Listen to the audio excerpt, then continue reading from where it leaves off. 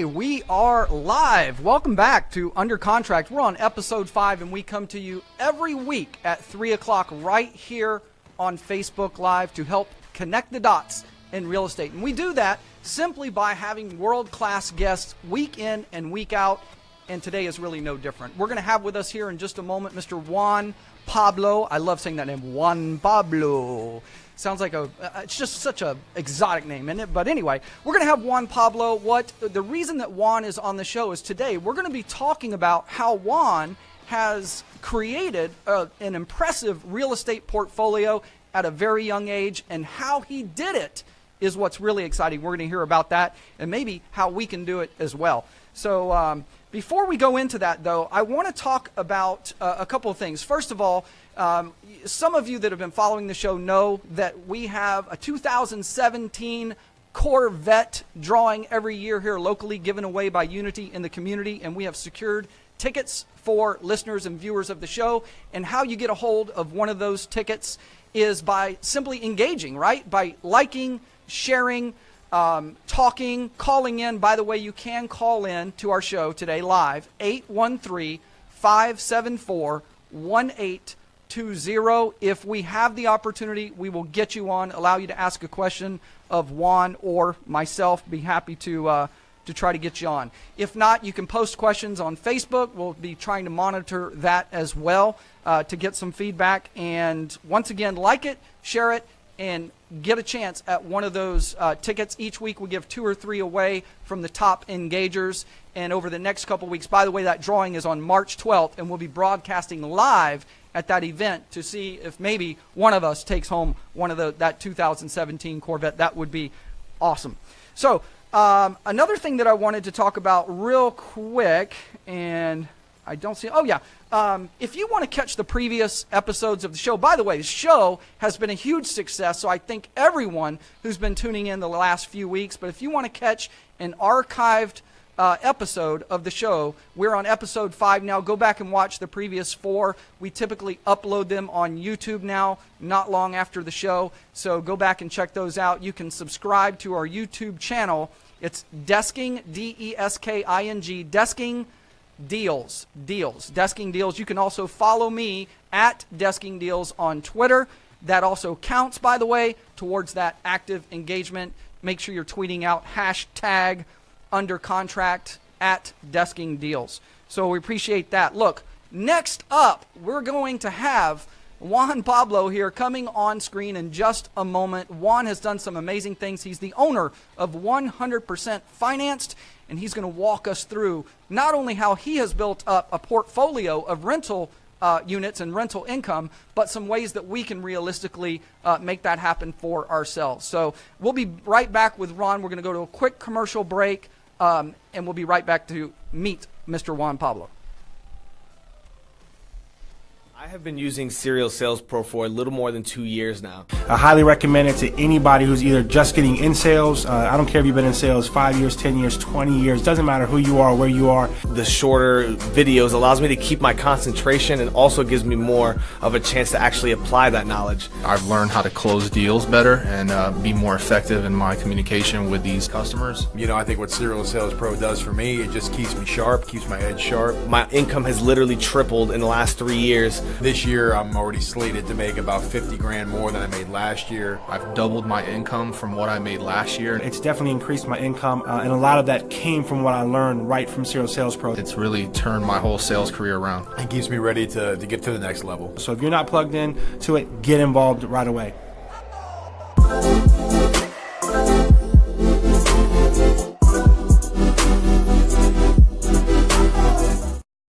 Hi, I'm Robbie with RMT Media. I specialize in video production for real estate. Let's face it, in today's market, video is the new curb appeal. Even if somebody drives by your listing, the first thing they're going to do is pull their phone out, take a look at that property online. Whether you're selling a $200,000 home in Central Florida, or multi-million-dollar estate in Palm Beach, Florida, or San Francisco, California, or maybe you need some aerial footage for a site acquisition, email me today and let's get started. Robbie at rmtmedia.net.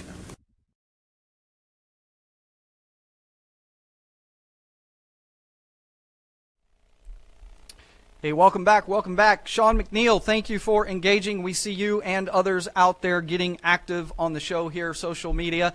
Welcome back. We are connecting the dots in real estate. Today we have really a real special treat. You know, we've been talking a lot to realtors and about real estate and things that pertain to realtors, but we're opening it up today to a whole new aspect of real estate, which is rental properties, investments, hard money lending, building up some rental income, things like that. And we have on the show with us today, I'm going to bring him on now, we have Mr. Juan Pablo, owner of 100% Financed. Juan, welcome to the show, sir. Hey, what's up, David? Thank you so much for inviting me as a special guest. I greatly appreciate that. Thank you. I'm glad you're on. You know, I feel lonely when I'm opening up the show until I get the guest on. And you know, today I've been so looking forward to having you on, Juan, because as I mentioned to you when I reached out to you, kind of been following along, checking you out. You've been on my radar. And I think the most impressive thing that I've seen so far about you is that cool T-shirt that you wear called Lifestyle. Yeah, nice suit, by the way. I'm checking you out over my business partner's laptop over here. So thank you. Yeah, it's all about the lifestyle, baby. Thank you. See, I goofed up. See, you started with that, branding yourself that way and wearing that shirt. Why didn't I think of that? Like, I could have started branding myself with a more comfortable T-shirt. That would have been cool. But I don't know if I'm cool enough to pull it off. But with a name like Juan Pablo, see, you can get away with that. So, but seriously, Juan, you know what? The real reason you're on the show is because of what you have been able to accomplish when it comes to obtaining properties, rental properties, and I'll let you talk a little bit about how you got started. But real quick, I believe that you're up, last I heard, somewhere in the 60s as far as the number of units that you personally own that are rental income sources. Is that correct? That is correct, David. 63 to be exact. 63 rental units, tenants sending me a check every month. Awesome. And you know, you're a young guy, so a great example, but tell us how you got started in it and kind of maybe lead up into when it really started to click for you. Okay, first and foremost, David, my name is actually Juan Pablo because I get a lot of feedback on YouTube and they say, well, is your name really Juan Pablo? You sound like a drug dealer. I'm like, well, I don't sell dope, I sell hope. There you go. I sell the hope of YouTube being able to achieve financial freedom. So as I got started, I graduated from the University of Georgia, and I graduated with bad credit, paid myself to college. And unfortunately, I couldn't get a job at the time in a business industry simply because my credit was not up to par. So it was a humbling experience, moved home with mom, had to take out the trash, cut the grass, do all those activities as if I'm still a teenager in her household and couldn't get a job. Then long story short, she provided me with a book called Rich Dad, Poor Dad by Robert Kiyosaki. I read that book in about 2 hours. That was the first book I ever read outside of a textbook post-college. And I decided firmly in that situation, that's who I want to become, a real estate investor. Fast forward, moved to New York City, and just having frustrations with the job. You know, I thought it was ridiculous that I had to stay until 5 p.m., even if I successfully completed my activities by 2. I had to stay around in my cubicle and shuffle papers every time my supervisor walked across my cubicle. And I thought it was also silly that I couldn't enjoy a nice beverage, you know, a libation, an alcoholic drink at my desk. You know, if I'm able to be an adult, I should be able to do what adults do, especially incorporate, you know, the pleasure with the business. And I had many frustrations, how I had to ask permission to request a day off, that I was overworked, underpaid, no control over my time or earning potential. So I was very frustrated in my young 20s, and I decided to network, and someone told me about a networking group in New York City, and I began to go there consistently. And to the point I started to apply the things I was learning, read other books, had other mentors and so forth, and I was able to use creative financing to get income-producing properties, like real estate. Yeah, let's talk about that because and I quit my job after earlier. Okay. Yeah, when you started going to these networking events, and you know, trying to learn more about real estate, how long was it from the time that you went to your first event to the time that you bought your first property? I attended my first event October of 2009, and I purchased my first duplex March 31st, 2010. Okay, so that's actually a relatively short amount of time. It was about 6 months. Yes, and the reason being, David, is a lot of people are not aware of this. You have to brainwash yourself to be successful. Because initially, when you want to get started in something new, you're going to have reservations. Pretty much, you're going to have fear. You're going to be fearful of moving forward in uncharted territory, such as investing in real estate. You know, I've been in a secure environment via the 9-to-5, the job, and receiving the paycheck. So investing, doing business was scary. And most people, they're either scared or they're lazy, meaning, I'm going to procrastinate, I'm going to put this off because I have so much other activities on my plate. I don't see the value in networking or learning real estate and so forth. So I had those initial reservations as well. I was fearful and lazy. But I had to brainwash myself to believe that, you know what, you are a successful real estate investor. You can do this. So the first two things I did, David, to brainwash myself for success, I created a resignation letter that I was going to turn in at my 30th birthday. And I did this when I was 26 years old. And every time I walked in my room and out my room, I would see that resignation letter that reminded me. It was a constant reminder that, hey, you're going to be turning that in 4 years from now. And secondly, I had another sheet of paper I call it the creed. So most people say, yo, is 100% finance a cult? And I said, no, it's a culture. You have to brainwash yourself into certain beliefs. And the creed was as follows. If I don't purchase my first investment property by December 31st, 2010, and again, this was in October 2009 when I wrote this, I ought to be ashamed of myself. So every day when I walked in my bedroom and out my bedroom, I would look at my resignation letter, take a moment to review it and recite it aloud and visualize it. And I'll do the same thing with the creed, and then it hit me. Man, you're just being lazy. The least thing you can do is window shop before you get in the game. The least thing you can do, Juan Pablo, is go out there and go to an open house. Do something. You got to practice first. You got to window shop. So I said, okay, well, I'll go to an open house and window shop on some properties. And then it started to go from there. But at first, I brainwashed myself, and it forced me to take action to the point it overcame the fear that I had of this uncharted territory and the laziness that I had. So that's why it became very quick.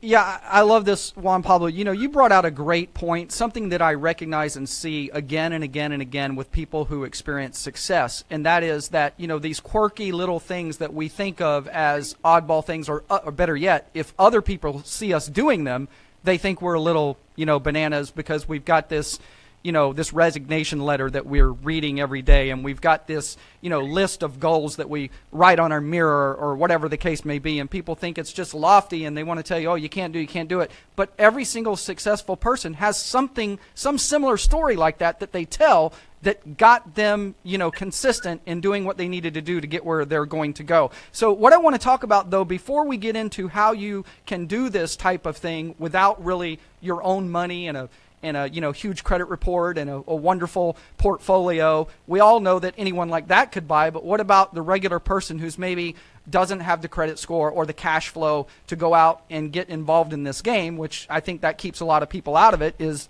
thinking that they can't do it. We're going to get into that in a minute, but I want to ask you, knowing what you know now, where would be, if you were the person that wants to get started in this, where would be the first place to go? Is it going to an open house, or is it going to you know, a place where they do public auction? Where do you go when you're initially trying to figure out what would be a profitable deal on, say, a multifamily unit or rental home? Oh, excellent question, David. The first step I would recommend, because I also provide coaching students on hindsight, is show me the money. Pretty much like Jerry Maguire said. We talked about that last week on the show. Me the money. Show me the money. Because a real estate agent, and I know you have a lot of real estate agents, that's a big chunk of your audience, David, but a real estate agent doesn't want to spend their time or their gas money driving you around neighborhoods to show you properties, and then they happen to find out that you don't qualify for a mortgage or you don't have the money required for the down payment. That's the first thing you can do, is because you always want to prove credibility. So if you're working with someone new, whether that's a partner who's going to invest with you, private lender, or someone to be a private investor, family family member, friend, colleague, and so forth, or if you're networking with a real estate agent, you want to prove credibility. And with agents, that's how I prove credibility. I have a ton of agents who find deals for me. That's the first thing I do on every call. I cold call them so they don't know me from Adam. And that's from a number so they don't recognize that I invest in my estate. And I say, hey, I know you don't know me, but I'm an investor. Here's my proof of funds. Here's my pre-qualification letter from my mortgage broker. I also show them, hey, here's a copy of my credit report and personal financial statement. All these documents that you don't need as an agent, but I'm providing it to you to prove that I'm credible. And then you also train them. So many people are not aware of this, that you have to train your agents, meaning they might not have the same mindset as an entrepreneur, as an investor. They might be great at sales. They might be great at locating houses, but they might not have the business acumen to be an investor. So to assist you in finding great deals, you have to train them what a great deal looks like. And they might send you a listing. You have to reach out to them and say, hey, I appreciate you sending me this listing, Mr. Agent or Mrs. Agent. However, my business model is this. I invest in C areas, or I invest in 10 cap rates or higher. Or I'm looking for a square footage of 1,200 square feet or higher. And you have to constantly reach out to them, just like if you bring in someone else on your team, such as an employee, if you're a business person. It takes some time to walk them through, and you train them to the point they can operate their responsibilities without you. Yeah, and and that brings up something that I've got to ask about, because you're right. A core audience here are realtors, real estate agents that are watching the show, and they are accustomed. I would say most of the general real estate agents are accustomed to working with that single-family home buyer, right? The normal buyer, not so much a lot of investors, maybe more so in commercial property, things like that. But as far as, a typical agent, I think, spends most of their time either buying and selling single-family homes. So that being said, when Juan Pablo calls or another investor calls an agent or begins to establish a relationship, I think you're absolutely brilliant in using that buying power up front, so to give the realtor confidence and get their attention. But I would think that some realtors, and I believe this could be a mistake, and obviously this is one of the reasons you're on the show today, to kind of enlighten us, but I believe that some realtors would say, wait a second, you're an investor, you're going to want me to work for you, take you to a bunch of places, and you may or may not buy an investment home, you're going to make a lowball offer, you're going to do this, that, but maybe that's not so much the case. Maybe an advantage is that as an investor, you're going to continue to buy over and over again. That's why I'm assuming you do some training with the real estate agent. Is that true? Yes, and there's other factors to that. So some reservations they may have is, while you might try to lowball offers, and then if you do the math, they're still winning. So I work with listing agents, so they act as a dual agent. They represent both the seller and the buyer, me. That's all I work with. I don't work with buyer's agents. I know that goes against conventional wisdom because I'm an investor. I buy properties, but I don't work with buyer's agents. This is the reason why. When you work with listing agents, and if you lowball them on a price, a listing agent will rather receive 3%. They will rather receive 6% of a $100,000 offer than 3% of a $150,000 offer. Gotcha. They still get a bigger cut. And like you mentioned, repeat business. And there's many other reasons that go along that. And plus, it's just, I never had any pushback from working with agents than I work with investors. In fact, I'd rather work with agents who are familiar with working with investors. Mm-hmm. And yeah, we can be a bit more meticulous, but I think it's worth it for the. No, that's good. And an advantage for you of working with real estate agents, especially those that you have kind of built a relationship with, is that now you have multiple agents, I'm sure, that are out scouting for you, finding properties that you may not otherwise have found just on your own. Is that correct? Absolutely. That's all I work with. So, and to answer your other point about driving with an agent, looking at properties, I don't spend their time. I just say, hey, send me deals. Just shoot me an email. It shouldn't take so much of your time. And it's up for me to do the financial due diligence first before I make a physical due diligence. So I don't spend any agents because I invest out of state. So I can't go fly. I invest in Pittsburgh, Pennsylvania. I live here in Atlanta, Georgia. So yes, you can invest out of state as well. So I don't make a flight every time I get a deal to take a look at it. That'll be costly. So first I have to do an intensive analysis of the financials. And then I'll say, okay, let's pay a visit to this property. Yeah, that's great because So I don't waste their time. obviously by the time that Juan Pablo shows up on the scene or an investor shows up on the scene that's working as smartly as you are, at that point, if the property checks out, you're in a position you're ready to pull the trigger if everything works or make an offer. Yes, I already have it on the contract. So let me clarify that. When I receive a lot of deals and I run the financial due diligence first, I'll just do a quick analysis, a quick and dirty analysis to see if it cash flows. Then I place it on the contract, and then I verify the financials. So if you say if you say the revenue, for example, is $5,000 per month, I want you to prove it. Show me the leases. Show me the rent roll. If you say the taxes are $2,000 for the year, prove it. I want to see the seller's tax returns reflecting the operating expenses for this property for the past 2 years. I want to see the P&L statement. It's a list of contingencies I have in place in the contract. Then after all that financial due diligence is completed, and I'm still under the due diligence period, then I do the physical due diligence. Then I'll pay a visit to the property. Then I'll meet with the real estate agent. Then I'll meet with my property inspector to see what's going on with the property and so forth. Okay, so let's get back to this idea of having this buying power before you look at a property, because we touched base on it earlier. We talked about how do we have the resources to invest in a deal if we don't necessarily have the money or the credit to obtain, a traditional mortgage or loan to invest in this. I know that you work with hard lenders. I know that you teach and train people how to do this same type of thing, but how does that really start? Like, how do you find, first of all, a hard money lender who's willing to listen to someone who hasn't really done or have the experience under their belt? And how do you go about saying, hey, I found something, can you give me a bunch of money? How do you do that? That's a great question. So with hard money, if you're unfamiliar with that, it's a private lender who gives you money to buy the property as well as fix it up. And oftentimes they'll let you do that 100% finance, no down payment required. But every hard money lender is different. So I again, prove credibility to them. So I'll reach out to a hard money lender and I'll cold call them. You can find them through the local real estate investment groups. You can find them on Google and so forth. Me personally, I lived in New York at the time, and I found a hard money lender in Pittsburgh because I was buying an REO, real estate owned property in that city and state. So I reached out to this person, gave him a cold call, and said, hey, I'm new to investing. I'm wet behind the ears.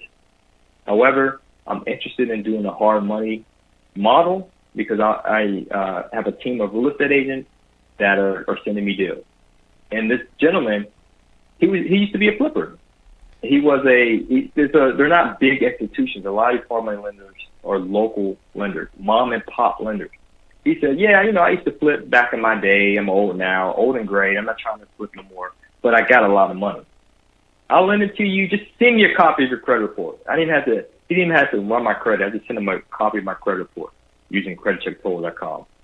And he said, okay, based upon this, your personal financial statement, all right, I'll take a chance on you. But the interest rate is going to be 15%. And instead of 1 point, a point is 1% of the amount of money you borrow. Instead of doing 1 point, which I normally do, since you're out of state, it's a higher risk and you're new, I'll do 2 points. And so that's it. It's just, you have to go, it's a numbers game. Real estate investing is a numbers game and a people's game if you haven't picked that up already. You might have to go through a couple of lenders, a couple of agents, a couple of deals. And you got to be able to create rapport with the people.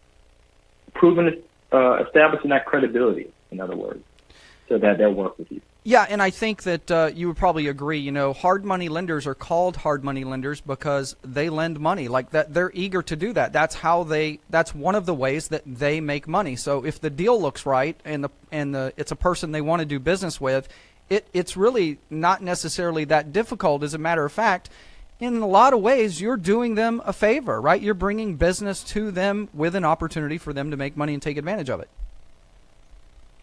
Absolutely. We all win. As Yeah, investors. it's a beautiful. That's the great thing about small business. It's a beautiful It spurs thing. the economy. It's a beautiful thing. So, I knew the time would fly by, Juan, and it has. What I'd like to do before we end the interview here is talk a little bit about how people can reach out to you, learn more, because you have not only programs that can help them, but you even have I was reading a little bit about your affiliate program. There's an opportunity for people that maybe they don't even want to go out and do certain deals, but you have a referral type of income opportunity for them. There's different things going on. Share a couple of moments about that and how people can reach out to you. Sure, excellent. So 100%finance.com. 100% finance is the term that we created. That means obtaining an income-producing asset using little to none of your own money. And there's many ways of doing it. Whether you have the credit or you don't, whether you have the time or you don't, whether you have the money or you don't, you can still get access to real estate. Again, I started off with bad credit, no money. So if you subscribe to 100%finance.com, we give you 24 free tools on business funding as well as on tips to repair your credit and a bunch of tools that I use personally, like a mortgage calculator, buy this or not deal analyzer, property inspection checklist, and so forth. But if you go to 100%finance.com, subscribe, you can learn more. And we also share details on our affiliate program, in which if you offer business funding to clients, you get a commission off it. And this is what I use right here. This is my money team. These are business credit cards. I'm not sure if you guys can see it. It's actually higher than a stack of credit cards. And I use these strategically to get income-producing assets. So that's what I would say. Keep your personal credit looking pretty, but use that strategically to buy your financial freedom. And that's what I did. That's how I was able to retire from the government at a young age of 30 years old, simply because I leveraged the bank's money to make myself wealthy. So. Juan, you are impressive, sir. You're the real deal. I appreciate you being on. It's great. I loved your story about your entrepreneurial spirit, and more importantly, how you consistently stuck with it to get where you are right now. You're growing. I know it'll be fun to watch you, and we're going to have you on again in the future if that's okay with you. Oh yeah, most definitely, David. And I appreciate the time. And you guys need to follow David, and I'll share this podcast or this Facebook webinar. Live, I don't even know what the right term for Facebook this. Live post, whatever. This crazy show. All right, I'll share this on my audience as well. Thank you. I appreciate that, Juan. I truly do. Thank you. Thanks for being on the show today. All right, cool day. All right. All right, thank you. Thank you. All right, peace.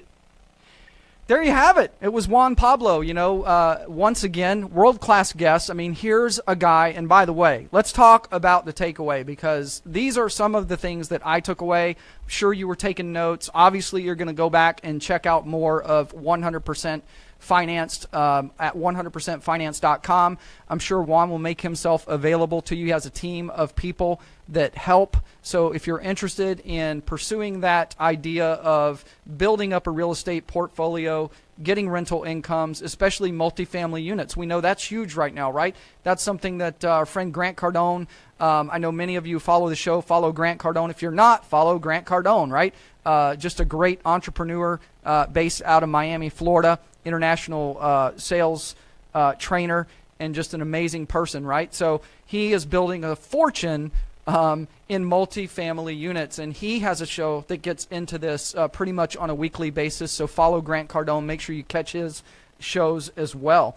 So, one of the things that I took away, and I briefly pointed it out at the end of the interview with Juan, but one of the things that I took away was the fact that Juan had that, like most entrepreneurs or most people that finally get on board and start doing things in a way to create success for themselves, they have that aha moment or that fed up moment, right?